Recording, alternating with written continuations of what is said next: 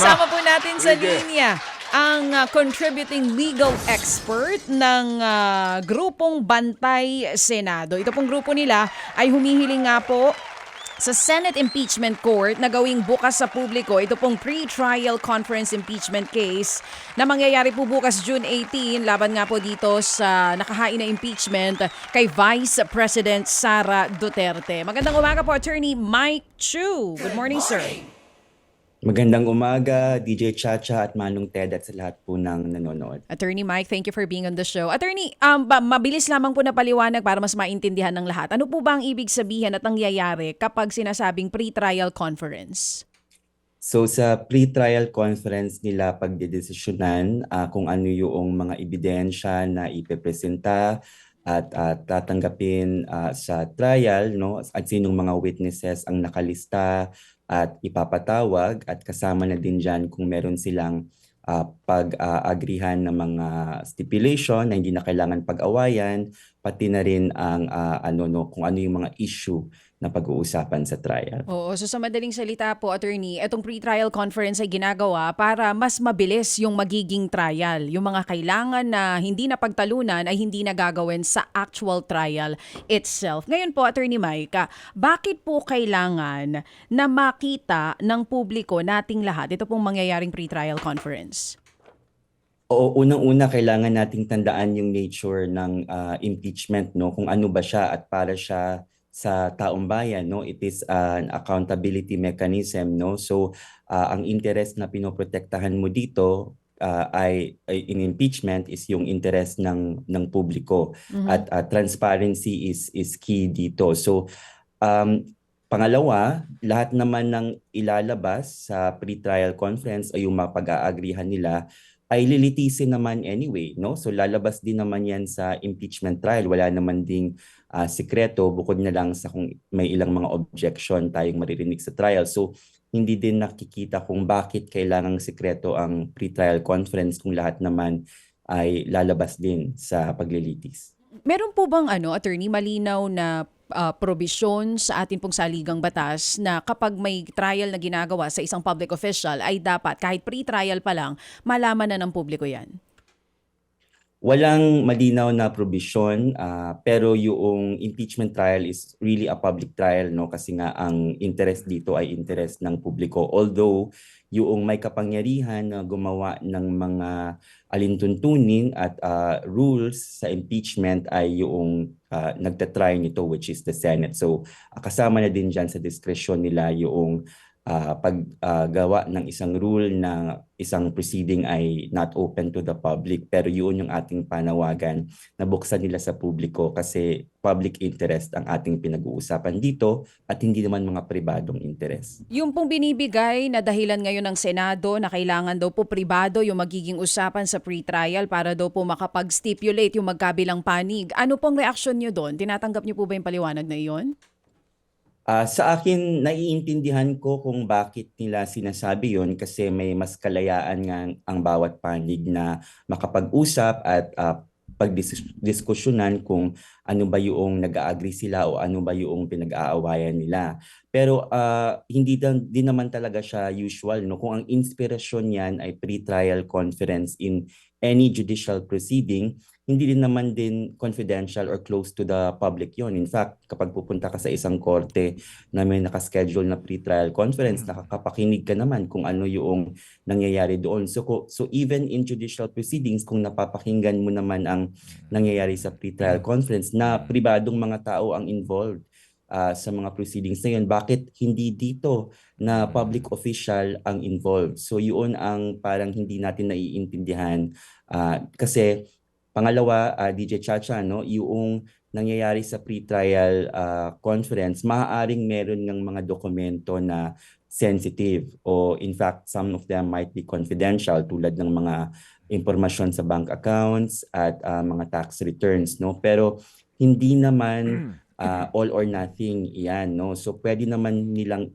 gawin pa rin confidential, pwedeng i-refer with certain codes, no, or pwedeng i-redact ang mga titles ng certain documents without making the entire proceeding private. Pero attorney, hindi kaya nag-iingat lang din sila? para kumbaga yung panig na o kampo ni VP Sara hindi sila ma-question sa Korte Suprema kung meron man na dapat hindi ginawa doon sa pre-trial? Posible naman na nag-iingat sila kasi nakikita natin na bawat galaw ay kine-question, no?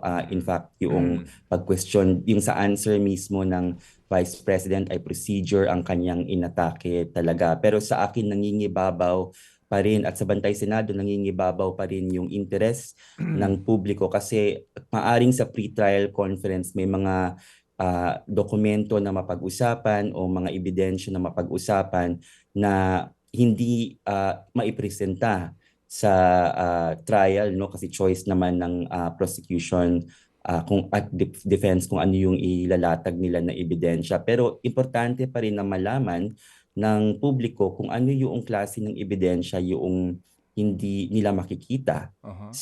sa trial. Again, can you say that? Ano po ano ang posibleng sabihin na po natin na na peligro, no? Pag hindi naging open ito, sir, particular po yung binabanggit nyo na mga dokumento na hindi makita ng publiko. Go ahead, sir.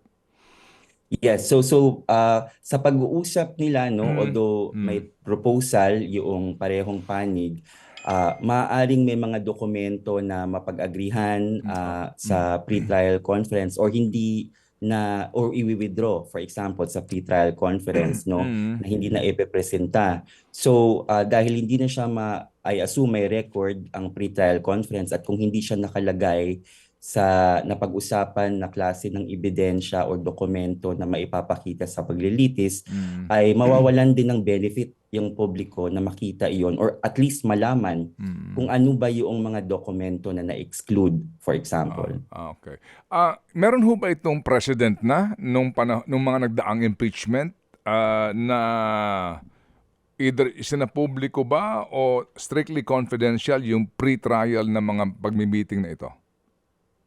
Sa aking pagkakaalala, no, parang hindi ko naaalala na explicitly confidential ang mga pre-trial proceedings before in previous impeachments. Okay. So sir, sabi nga po, no, para ho mas maging kumbaga tuloy-tuloy at walang gulatan sa magiging trial at alam ng bawat partido kung anong kanilang mga ipipresenta, no? Depensa, prosecution, etc. Kapag ho ba ganyan na nailatag ang lahat ng binabanggit po ng mga dokumento, mga testigo, listahan ng testigo, pati po ang lahat ng mga facts, etc., hindi na maaari ang sino mang panig magharap ng dagdag na testigo, magharap ng dagdag na mga dokumento during the trial? Sa aking pananaw ay pwede pa rin, no? Pwede pa rin. Okay. Bukod pa riyan kasi sa pre-trial briefs nila, Manong Ted, no, ina-assume natin kasi hindi natin nakikita lahat ng nakapaloob sa pre-trial brief nila. Meron silang mga reserbasyon, no, na if any document or witness will become relevant or may madiscover in the process, pwede pa rin dapat. And I think a prudent prosecution or defense should do that. Pero in the end, ang pagsasali ng isang dokumento or testigo ay nasa kapangyarihan naman ng senator judges, no? So kung merong manghingi ng permiso na magpresenta pa ng panibagong ebidensya ay sa tingin ko wala namang sinasabi yung konstitusyon na bawal iyan. So dapat maaari pa rin nilang pagdesisyonan na i-allow. Sige po.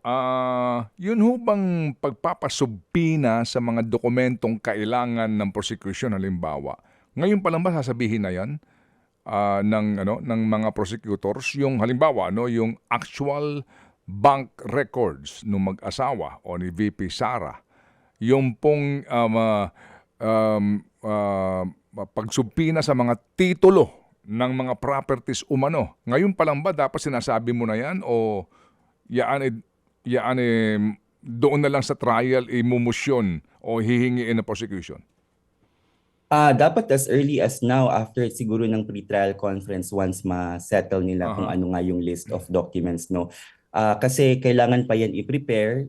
Syempre, kailangan din lang isipin kung meron bang mga batas na may involve in respect of confidentiality. So, hindi pwede na sa trial pa lang, doon pa lang isasubpoena kasi doon sa trial ang presentation na ng evidence. So dapat ready na yan by then. Okay, sige po. So kami po, inyo pong kaisa, Attorney Mike, sa inyong nga pong pagbabantay dito po sa Senado, particular po itong proseso na impeachment trial na kakaharapin po ng ating Vice Presidente. Salamat, Attorney Mike Chu. Maraming salamat po. Thank you. Mga kapatid, patuloy po kayong tumutok sa 105.9 True FM para sa totoong balita, impormasyon, music and entertainment. Mag-subscribe sa aming YouTube channel at podcast at sundan nyo kami sa Facebook, Instagram, X at TikTok sa True Network PH. Bisitahin din po ang aming official website, truefm.ph. At panoorin din kami sa True TV Signal, Channel 19. Kami po ang 105.9 True FM. Laging true sa'yo, kapatid.